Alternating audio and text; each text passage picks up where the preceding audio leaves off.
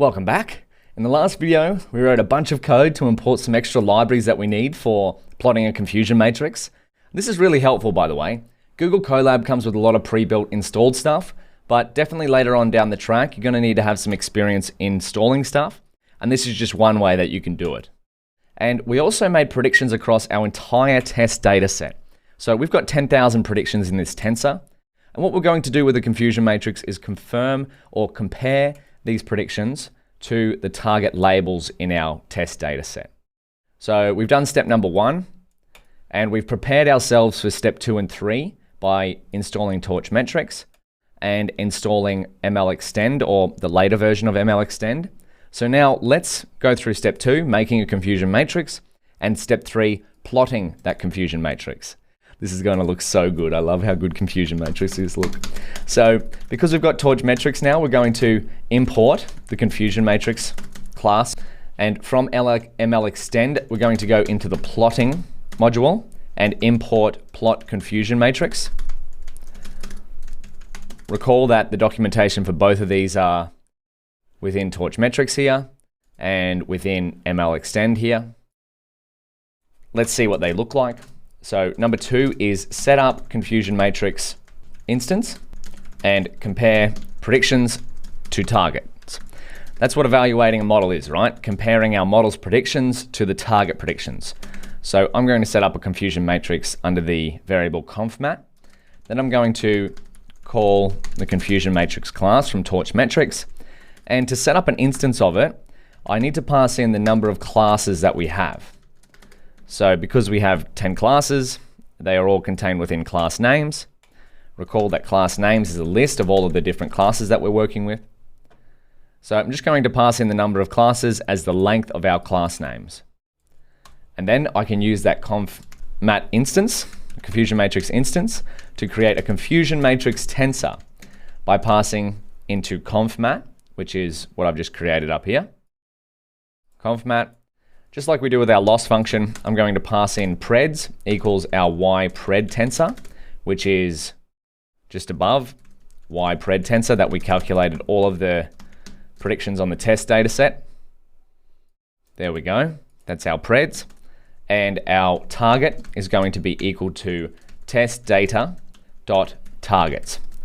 And this is our test data set that we've seen before.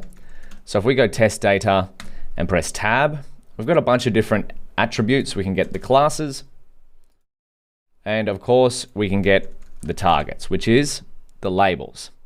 PyTorch calls labels targets. I usually refer to them as labels, but the target is the test data target. So we want to compare our model's predictions on the test data set to our test data targets. And so let's keep going forward. We're up to step number 3 now. So this is going to create our confusion matrix tensor. Oh, let's see what that looks like actually. Confmat tensor. Ooh, okay. So we've got a fair bit going on here, but let's turn this into a pretty version of this. So along the bottom is going to be our predicted labels, and along the side here is going to be our true labels, but this is where the power of MLExtend comes in. We're going to plot our confusion matrix. So let's create a figure and an axis. We're going to call the function plot confusion matrix that we've just imported above, and we're going to pass in our confmat equals our confmat tensor. But because we're working with matplotlib, it'll want it as numpy. So I'm just going to write here, matplotlib likes working with numpy, and we're going to pass in the class names so that we get labels for each of our rows and columns. Class names, this is just a list of our text-based class names. And then I'm going to set the fig size to my favorite hand in poker, which is 10.7. Also happens to be a good dimension for Google Colab. Look at that! Oh, that is something beautiful to see. Now, a confusion matrix, the ideal confusion matrix will have all of the diagonal rows darkened with all of the values and no values here and no values here, because that means that the predicted label lines up with the true label. So in our case, we have definitely a very dark diagonal here, but let's dive into some of the highest numbers here. It looks like our model is predicting shirt, when the true label is actually t-shirt/top. So that is reflective of what we saw before. Do we still have that image there? Okay, we don't have an image there, but in a previous video, we saw that when we plotted our predictions, the model predicted t-shirt/top when it was actually a shirt, and of course, vice versa. So what's another one here? It looks like our model is predicting shirt when it's actually a coat. And now, this is something that you can use to visually inspect your data to see if the errors that your model is making make sense from a visual perspective. So it's getting confused by predicting pullover when the actual label is coat, predicting pullover when the actual label is shirt. So a lot of these things, clothing-wise and data-wise, may in fact look quite the same. Here's a relatively large one as well. It's predicting sneaker when it should be an ankle boot. So it's confusing two different types of shoes there.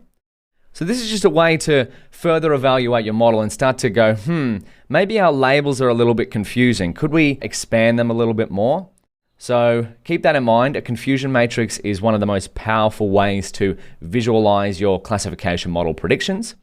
And a really, really, really helpful way of creating one is to use Torch Metrics Confusion Matrix. And to plot it, you can use Plot Confusion Matrix from MLExtend. However, if you're using Google Colab for these, you may need to import them or install them. So that's a confusion matrix. If you'd like more classification metrics, you've got them here. And you've got, of course, more in Torch Metrics. So give that a look. I think in the next video, we've done a fair bit of evaluation. Where are we up to in our workflow? I believe it's time we saved and loaded our best trained model. So let's give that a go. I'll see you in the next video.